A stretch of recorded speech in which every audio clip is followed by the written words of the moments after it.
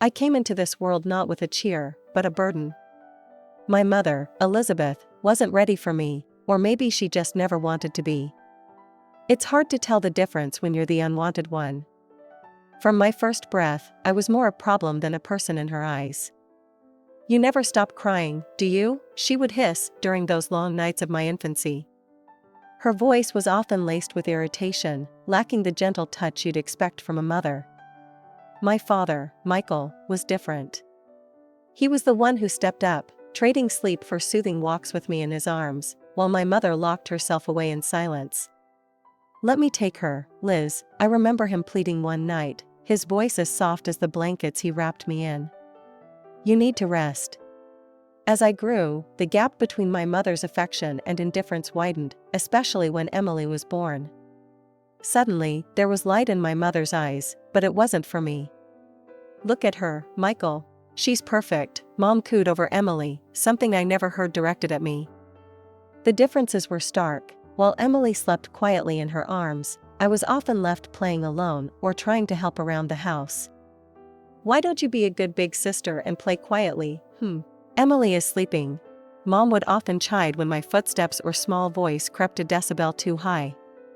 My role in the house grew as I got older. I wasn't just the elder sister, I was the helper, the cook, the cleaner, whatever kept me busy and out of the way. As time went on, I learned the art of invisibility at home. It was easier to blend into the background, to anticipate needs before they were spoken. By the time high school rolled around, I was more the family caretaker than their child. "Anna, make sure the laundry's done and dinner's ready by 6, Mom would command as she left with Emily for another shopping trip, their laughter a bitter sound as it faded down the hallway. "Yes, Mom," was always my reply, mechanical, rehearsed. At school, things were different. I was a good student, quiet but diligent. Teachers noticed me, praised me, something that never happened at home. They encouraged me, talked about potential and futures that seemed so distant from my reality. "Have you thought about college, Anna?" Mr. Henderson, my English teacher, once asked. His encouragement felt like a lifeline. "I'd like to, sir. I really would," I admitted, a flicker of hope stirring within. Those moments, rare and precious, were what fueled me. They made the long days and lonely nights bearable. They whispered of a life beyond the confines of my mother's cold indifference and the shadow of my sister's favored existence. A life where maybe, just maybe, I could be seen for who I was, not just for what I could do for others. By the time I graduated high school, I had my plan all mapped out. It wasn't anything fancy, just a simple escape from a home that felt more like a prison. The day I turned 18, I packed my bags, mostly filled with second-hand clothes and a few cherished books. "You really going through with this?" Dad asked, his face lined with worry as he watched me stuff a duffel bag. "Your mom's gonna flip, you know. She expects you to stick around, help out with the house, with Emily." I zipped up the bag with more force than necessary. "I know. But I can't stay here, Dad. I gotta try and make something of myself." I moved into a tiny apartment on the edge of town, close enough to my new job at a local diner. The work was hard and the hours were long, but every paycheck was a step closer to my goal. The diner was a noisy, bustling place, filled with the clatter of dishes and the constant chatter of customers. I learned to keep my head down and my hands busy. Nights were spent in a cramped study corner of my apartment, textbooks spread out as I worked through community college applications. I was determined to be more than a waitress, more than what my mother said I'd be. "Why you both errand with all that school stuff?" my neighbor, Jo, once asked when she caught me buried in paperwork. "Ain't like it's gonna change much." "It might not," I admitted, "but it's worth a shot. I want to be a teacher, Jo. I want to do something meaningful." Jo snorted, dragging on her cigarette. "Well, good luck with that, kid. This world ain't kind to dreamers." Saving money became a game of numbers. Every tip went into a jar, every spare dollar tucked away for future tuition. I cut corners everywhere, lived on ramen and toast, and kept my eyes on the prize. After a year of relentless work and study, I had enough to enroll in college. I chose the local community college, affordable and within commuting distance. The day I received my acceptance letter, I felt a surge of pride like never before. Walking into my first class, I felt out of place with my worn-out jeans and second-hand textbooks, but I was there, in a seat, ready to learn. "You here for the early childhood education program?" a girl next to me asked, her pen tapping nervously on her notebook. "I'm Sarah. We should study together, maybe?" "Sure, Sarah. I'm Anna. I'd like that." College was a whole new world, one where I wasn't just the forgotten daughter or the hardworking waitress. I was a student, a peer, and soon, I found myself part of a community. Evenings were still spent at the diner, but now my days were filled with lectures, group projects, and a growing belief that I could really make this happen. I could become someone who made a difference. The path wasn't easy. There were moments of doubt, of fear that maybe Joe was right, that maybe the world wasn't kind to dreamers. But every time I helped a classmate understand a tough concept, or received praise from a professor, I knew I was where I was supposed to be. By the time my second year of college rolled around, I was deep into my studies and working the evening shift at the diner. One evening, as I balanced a tray full of burgers and shakes, my phone buzzed in my apron. It was an email from the college financial office. My heart skipped. This was it, the scholarship decision. I waited until my break, hands shaking as I logged in to read the email. "Congratulations," it began. "We are pleased to inform you." I didn't need to read the rest, I had done it. A full ride for the next year. I let out a breath I didn't even know I was holding and slid down against the wall, relief washing over me. The following weeks flew by in a blur of exams and late-night shifts. But with my financial worries eased, I was able to focus more on what I really loved, learning how to teach. As the semester ended, I started applying for teaching positions, each application sent with a mix of hope and nerves. One afternoon, while I was setting up for a job fair, my old classmate, Sarah, bumped into me. "Listen, are you still looking for a job? My aunt's school is looking for a new primary teacher. You should totally apply." I followed up on Sarah's tip and landed an interview. The night before, I practiced answers to possible questions in front of my mirror, determined to come off as confident and competent. The principal, Mr. Davis, was a stern-looking man who softened a bit as we talked. "Why do you want to work with children?" he asked, peering at me over his glasses. "Because I believe every child deserves a champion, an adult who will never give up on them, who understands the power of connection and insists they become the best they can possibly be." I walked out of there feeling like I had just won my second scholarship. A week later, I got the call. I was in. I was going to be a teacher. After years of working tirelessly as a teacher and constantly hitting the books at night to stay ahead, I decided it was high time to invest in a proper laptop. Walking into the tech store, I was more than a little out of my element. Rows of shiny, high-tech gadgets lined the walls, each one promising the world. I must have looked lost because a guy with a friendly smile and a name tag that read Tom approached me. "Need some help finding something?" he asked, his tone friendly. "Yeah, I'm looking for a laptop that can handle a lot of multitasking and won't give up on me in a year," I replied, hoping I sounded like I knew what I was talking about. Tom nodded, showing me a few models and explaining the specs in a way that didn't go right over my head. "This one here would be perfect for what you need, and it's within budget." As he rang up the sale, he gave a casual, "You know, you seem really into your work. If you ever need tech advice, or any advice, really, here's my number." We started texting, casual at first, then daily. Dates followed, easy nights out where the laughter flowed as freely as the conversation. But whenever things edged towards serious, Tom was quick with the brakes. "We're still young, Anna. There's no rush," he'd say, every time I hinted at something deeper. I didn't push it. I was busy enough, and having someone even just to laugh with felt like a win. But then, one lazy Saturday morning, as I was enjoying my coffee and the rare chance to sleep in, my phone rang. It was Mom, which was unusual enough to spike my heartbeat. "Anna, it's your dad. He's really sick. You should come." The weight in her voice pulled me upright. "I'm on my way." Tom, sprawled on the couch, sat up. "Everything okay?" "It's my dad. I have to go see him. He's sick." "I'll come with you," he offered, and something in his tone made it clear he wasn't asking. We drove in silence, the tension thick. As we pulled up to the family house, his whistle cut through the quiet. "Damn, Anna, you didn't say you grew up in a mansion." "It's not as glamorous as it looks," I murmured, my stomach knotting up as we walked to the door. Inside, Mom and Emily were the picture of superficial concern. I introduced Tom, their smiles a little too polished. "Nice to finally meet the man making our Anna so happy," Mom cooed, her eyes appraising. "We were just talking about the future," Emily chimed in, eyeing Tom like a new accessory she might like to try. I barely listened, my focus on getting to Dad. He was propped up in bed, looking so frail it knocked the breath from me.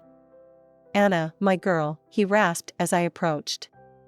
"I'm sorry for everything." Tears stung my eyes, but I managed to smile. "It's okay, Dad. I'm here now." "I should have been stronger. Should have stood up for you more," he continued, each word labored. We talked a little more until he drifted off, tired from the effort. I kissed his forehead and joined the others at dinner, Tom in tow. The conversation at the table turned quickly to money, inheritances, things that seemed so trivial with Dad's room just upstairs. "Your father's made some smart investments," Mom was saying, her voice light, almost excited. "It should keep us comfortable." "Yeah, I've been looking at trips to Europe," Emily added, like she was picking out items from a catalog. Tom listened, nodding along, but I felt sick. "Shouldn't we focus on Dad's health first?" I interjected, unable to keep the edge from my voice. "Oh, Anna, always so dramatic," Emily sighed. "We have to be practical about the future." I wanted to argue, to scream that they were talking about Dad like he was already gone. But I bit my tongue, the words tasting like bile. We drove back to my place, the city lights blurring past as I let the distance from that house, from those people, slowly help me breathe easier. Coming back from that unsettling dinner at my parents' place, Tom seemed more contemplative than usual. We'd barely closed the door to my apartment when he turned to me, his expression serious. "Anna, I've been thinking a lot lately," he began, running a hand through his hair. "Marry me, Anna." The proposal was as unexpected as a thunderclap in clear skies. "What? Tom, where is this coming from?" "I know it's sudden," he admitted, stepping closer. "But today, seeing everything. I just know I want to be there for you, for good. We don't need anything big, just us, together." His words, sincere and raw, cut through the confusion. I loved him, that much was clear. And maybe, just maybe, he was the solid thing I could hold on to. "Okay, yes," I said, the decision feeling right despite the chaos of my thoughts. We didn't wait. The very next week, we stood together at City Hall, exchanging simple vows in a quiet room. No frills, no grand speeches, just a promise to each other. But even the warmth of new marriage couldn't shield me from the concern for my father. His health was deteriorating, each visit painting a starker picture than the last. One afternoon, as I sat beside his bed, holding his hand while he dozed, he stirred and looked at me with a clarity that had become rare. "Anna," he murmured, squeezing my hand. "When I'm gone, there'll be something for you. A surprise." I brushed his hair back from his forehead, smiling to ease his worries. "Dad, don't talk like that. You need to focus on getting better." But he shook his head gently. "Just know that I did what I could." His words hung between us, heavy and somber. I chose not to press him, thinking it was the illness speaking, his mind fogged by medication and pain. Leaving his room that day felt harder than ever. At home, Tom tried to comfort me, but the image of my father's frail form haunted me. Meanwhile, Mom and Emily's conversations about the future grew more frequent and filled with cold calculations. One evening, I overheard them talking in the kitchen while I was supposed to be out. The medical bills are piling up, and with your father like this, well, it's not sustainable, Mom was saying, her voice laced with impatience. I've already signed up for plastic surgery to find a new boyfriend. Emily responded, her tone just as calculating. We need to think about what comes next. I want that new car that you and I saw in the salon. Frustrated and heartbroken, I left them to their scheming. Back at my place, Tom held me close as I cried, my tears for my father, for the family I wished I had. The day we buried my father was cold and gray, the sky mourning with us as friends and relatives came to pay their respects. That evening, the family gathered at my parents' house. The air was thick with tension, everyone too aware of the elephant in the room, the inheritance. I was emotionally drained and wanted nothing more than to honor my father's memory in peace, but that wasn't to be. Tom was the first to break the silence about the will. So, what's going to happen now with the inheritance? We need to know what we're dealing with here, he said, his tone a bit too casual for the occasion. I shot him a look, my heart sinking. Tom, can we not do this right now? Today isn't about money. But he pressed on, oblivious or indifferent to my discomfort. I'm just saying, it's important. I mean, shouldn't the house go to Anna? It's only fair. My mother, who had been quietly listening, laughed dryly. Fair? This house has always belonged to Emily and me. You two were just passing through. Tom's face hardened, and he turned to my sister. Emily, you know this isn't right. Anna deserves her share. Emily, looking more interested than she had all evening, fluttered her eyelashes at Tom. Oh, Tom, you always think of others. But Mom's right, as usual. The conversation spiraled, voices raised in a bitter symphony. I felt sick listening to them, the words melding into a cacophony of greed. How could a day of mourning turn so quickly into a scramble for wealth?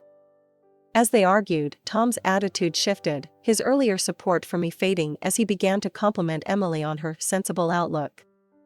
Watching him sidle up to my sister, something in me snapped. I couldn't stomach another minute of it. I fled to my father's room, the one place that still held traces of his presence, and collapsed into a restless sleep. The next morning, I awoke to the smell of coffee and found Tom in the kitchen. His expression was grave, a stark contrast to the light banter of just days before. Anna, we need to talk, he began, avoiding my gaze. I'm in love with Emily. I think she and I have a future together. The room spun a little, his declaration landing like a physical blow. You're what? Tom, are you serious? Before he could answer, I called Emily and Mom to join us. Emily came down, looking smug, while Mom watched with a curious eye.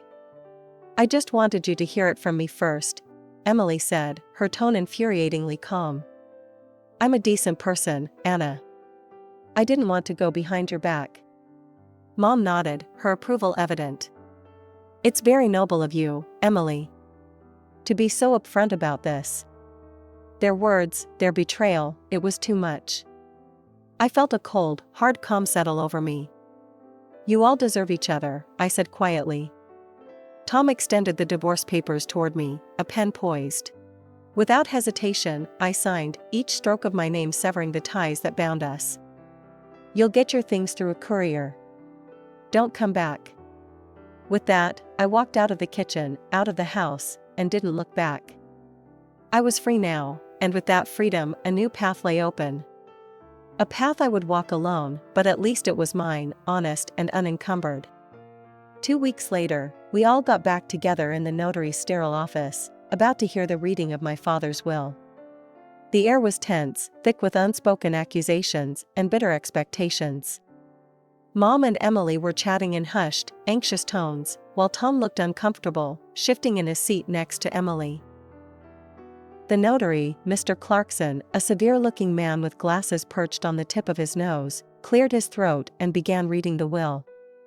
I sat there, my hands folded in my lap, bracing for whatever came next. To my daughter Anna, Mr. Clarkson read, his voice neutral. I leave the sum of $400,000.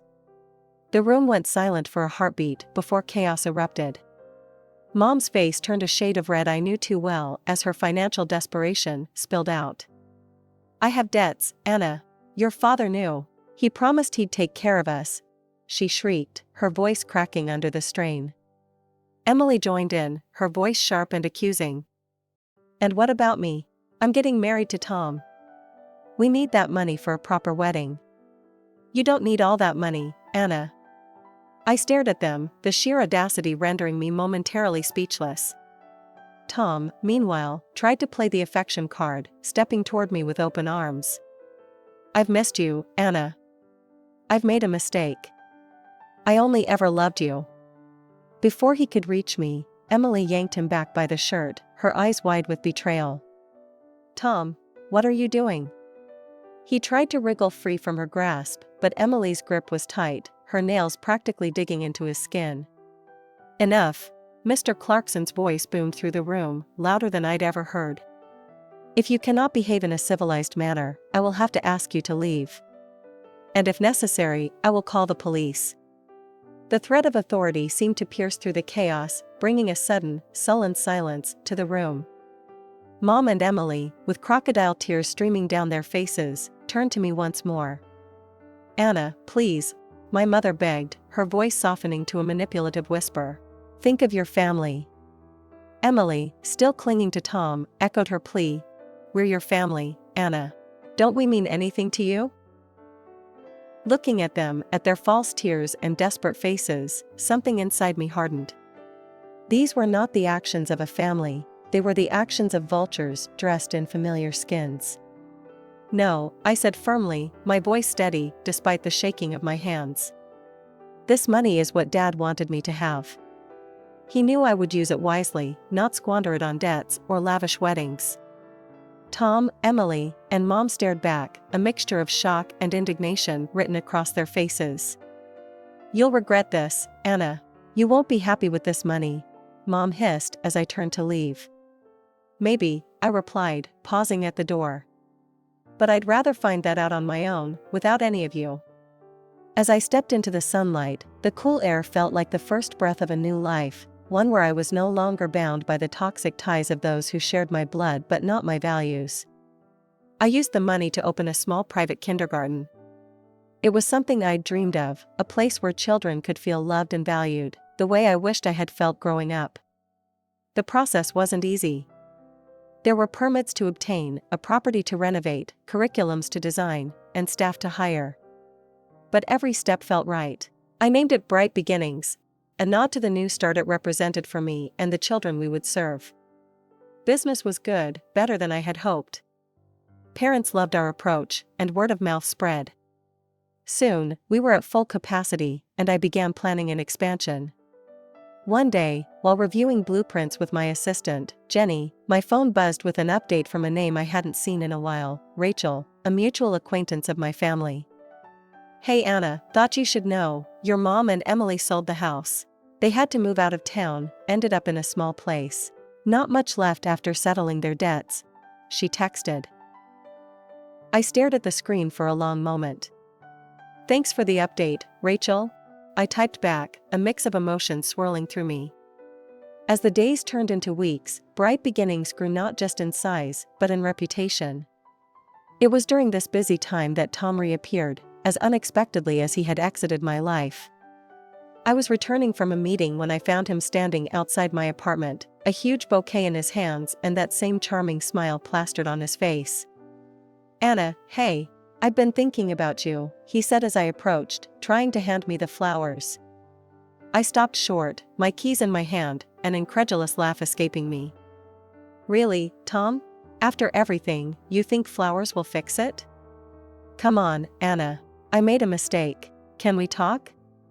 His voice was coaxing, his smile faltering just a bit. I looked at him, really looked at him, and all I saw was the same selfishness, the same opportunism. "No, Tom. We can't. There's nothing for you here." He lingered for a moment, the smile finally slipping off his face as he realized I was serious. Then, with nowhere left to push, he turned and left, the discarded flowers lying wilted by my doorstep.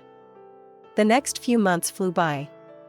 Bright Beginnings became not just a daycare but a cornerstone of the community. We hosted family events, workshops for parents, and continued to expand our services. As I watched the children play in the newly added outdoor play area, their laughter ringing clear and true, I felt a sense of accomplishment and peace. I had built something lasting, something meaningful.